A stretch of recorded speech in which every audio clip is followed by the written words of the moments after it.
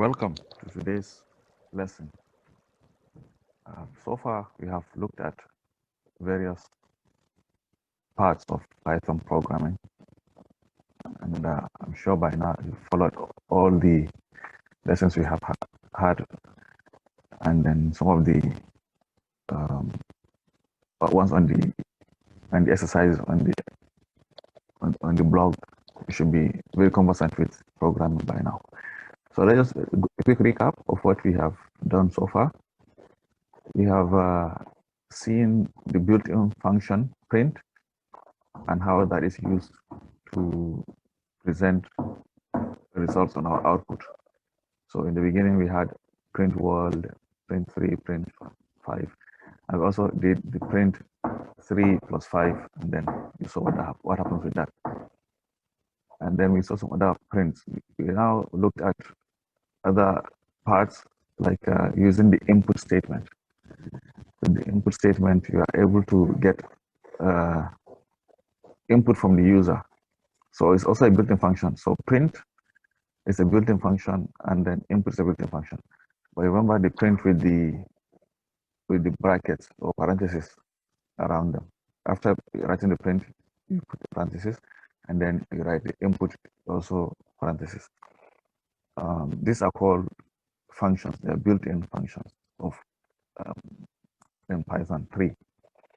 We will see some more in the subsequent parts of the lesson. Then we looked at some of the things we could do, especially with variables. What a variable means is that instead of it's like a bag or a container that you assign values to hold for that particular time. So the example we had before was maybe you say x equals 3, y equals 4 or something like that, and then you could do maybe x plus y, which is basically saying x plus 3.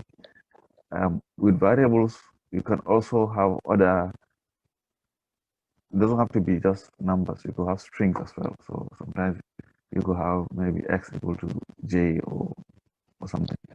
And then you could, variables don't have to be a single character, they could be strings or words as well. So you could have like a username, like you saw, equals j, and the password equals 1234, for example. So combining that, you could have your variables and your input function. So you could have a variable username, for example, and then input function with a string, something like enter your username. So it prompts the user to supply a username that will and then you could prompt for a password as well.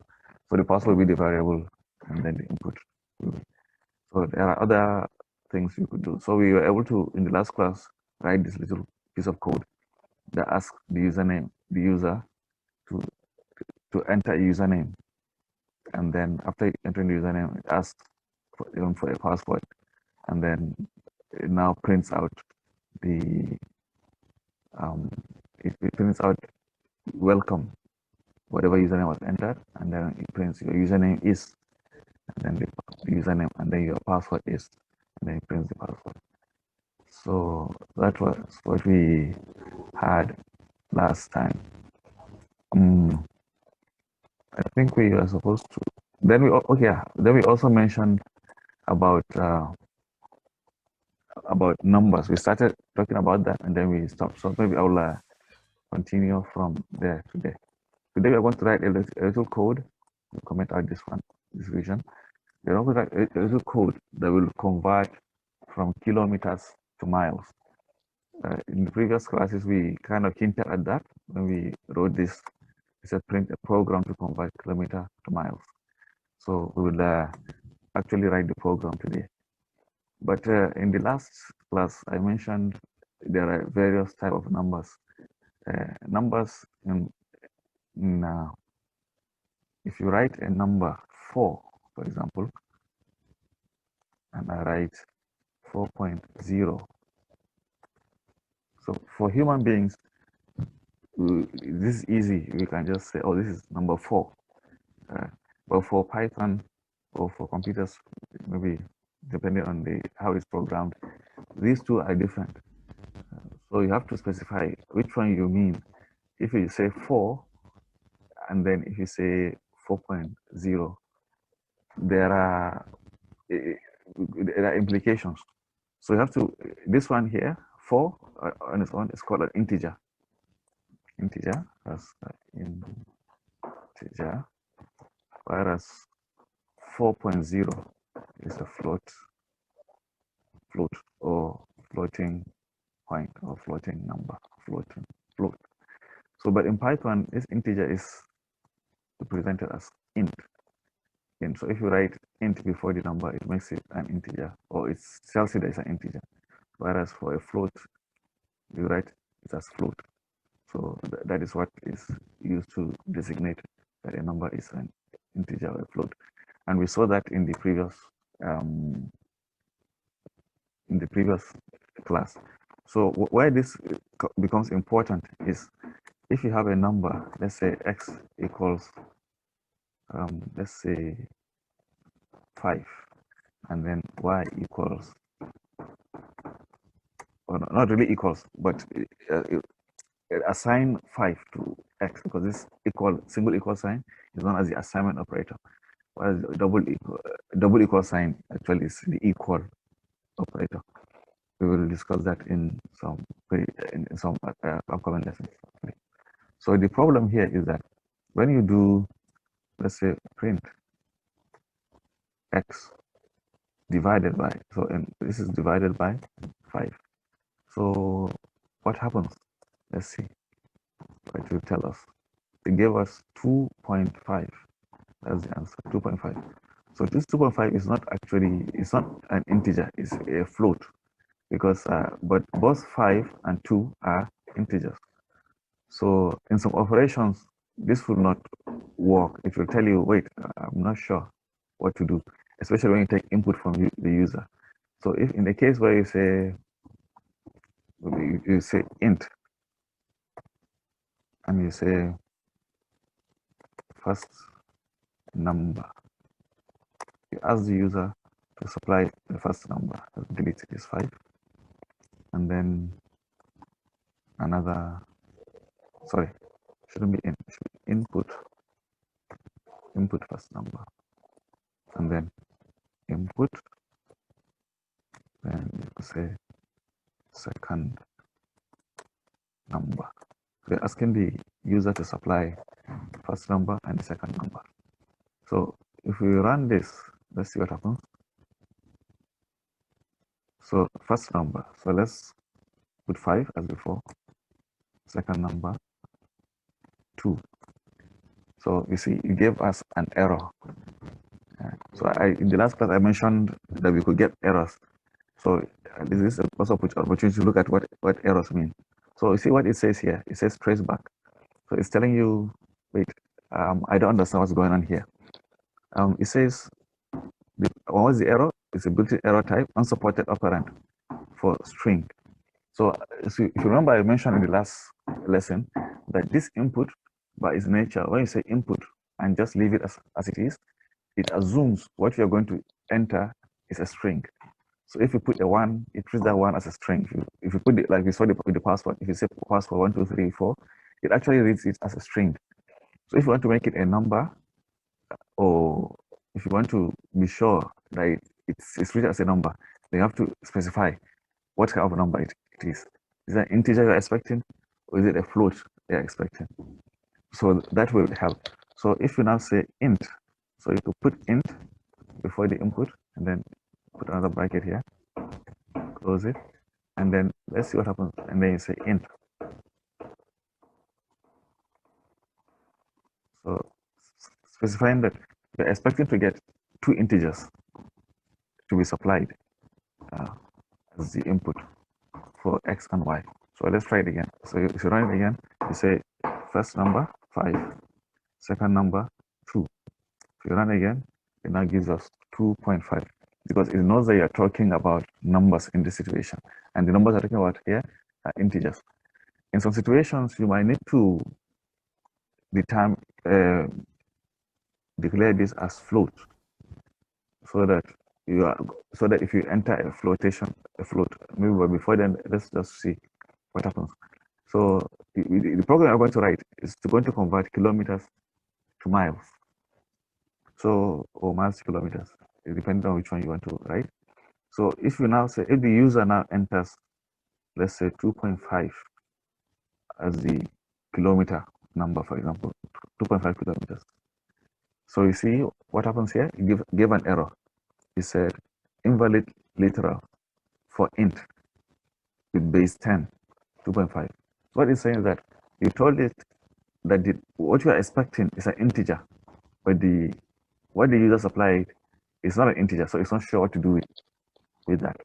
So in those situations, it's better to have a float, because you're not sure whether the user will provide a decimal number for their value. So when you have a float, that way it captures both integer and floats as well.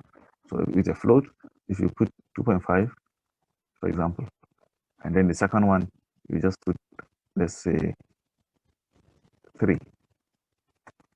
So you see, it actually went ahead. It accepted the 3, even though it says float, and accepted the 2.5, even with the float, and then it gave you the answer back. So that is of interest. So now we discussed what the type of numbers are, the integer and the float, and then we also looked at what errors are. So if you supply something, if you write something or you make a mistake, sometimes you might forget to put the quotation marks, or you might forget to close the bracket, or any problem that happens, it gives you an error message, and it will actually tell you the line where the error message is, so you can go back to that line and look at where the error happened and see how you can remedy the error. But when you use PyCharm, it kind of makes it a bit easier, but maybe that will be hopefully in the next class. So let's start writing our program to convert. So what I'll do, I'll come here, I'll copy this heading that we had before, and then maybe I'll just delete this for now, and then paste it here. So this is going to be the title of our program. So if you run it now, what does it say? It says a program to convert kilometers to miles. So that's how we begin. So what do we need? We need the user to input their kilometer value. So you could say, maybe we could call that variable km, and then we'll say input, and then we should say enter kilometers or something like that. Enter kilometers. Okay. All right. So that is that. But remember what we said earlier. The user might enter a decimal number or a fraction, like 2.5 or something. So just to be safe, just say float. Then you close that bracket. So enter kilometer. Now, the next, we want to now find what the value is in miles. So let's say mile is mi. So kilometer to miles, the conversion is kilometer times 0.621. So that will be our kilometer multiplied by, that's multiplication sign, 0.621. So we have now established that that is our value for kilometer to miles. So when the user enters that, so what happens? It goes ahead and multiplies that. So what do we want to now print? So we can print our miles. So let's see what happens, whether the program runs, and we can be sure. So if we run it now, it says program to convert kilometers to miles. Enter kilometers, for example. So let's just put 1, just to be sure. So if you want 1 kilometer, what should it give you? What it should give us? It gave us 0.62 miles. Okay, so let's enter. Actually, 1.6 kilometers is about 1 mile. So let's just say 1.6. So 0.99. So it's almost, so our conversion is correct. So we've now written our code to convert from kilometers to miles. So we could do, but it doesn't look complete because right now we just say enter kilometers. So we could kind of make it look a little better. So we could come here and say maybe put a string and say, or before then maybe we say km. So whatever the value that was entered, then a string. So km, then we say kilometers in miles is, and then we close the quotation and have it like that. So when we print this, what do we see? So let's say 1.62, right? Maybe that's, so it says 1.60 kilometer in miles is 1.006. So it's basically one mile. So let me just correct this. I think it should be kilometers. So you see our program is looking better, looking like a program now. But we want to make it so that when we give a user, the user will be kind of, so we kind of decorate it a bit. We decorate, just kind of garnish a bit. So we could put this print statement here without any values, so that it will print a space. And then we could have maybe under here, maybe I would want to have print a string like this this one here, dash, and I want it to kind of cover the whole. So times, let's say 35. So I want 35 dashes. So I'm multiplying by 35. So what does that do? If you now print, so it's going to give us that. So what is our enter kilometers? 1.6. So you see, it gave this kind of, just makes it look a bit nicer. So there's a space between the title and the enter kilometers, and then there's this dotted line or dashed line, and then the value 1.6 kilometers in miles is 0.9936. So we could do so many things. Maybe I'll add one more, or you could maybe add some other thing around here, maybe another line, or you could put, instead of having this empty space, or in addition to the empty space, you could have another one, maybe print. You can have anything. So the string maybe is star string, and then multiply it by 35 as well. And then, so that when you run the program, it looks a bit more garnished. Kind of, so it looks a bit professional. Make it 35. Maybe it's not long enough. Maybe make it 45. So it at least covers all the way. So enter kilometers. Maybe I'll say enter distance in kilometers. I think that makes it better. So that's how you keep on improving the code, make it look better. So enter distance in kilometers. So now if we now say 1.6 and we print, so 1.6 kilometers in miles is 0.9936. Okay, I think that is fine. So you can use your imagination, you can change it, you can add more things to it and the rest. So, but there's one more way. So to end the class, there's one other way of printing, which is called using the F string.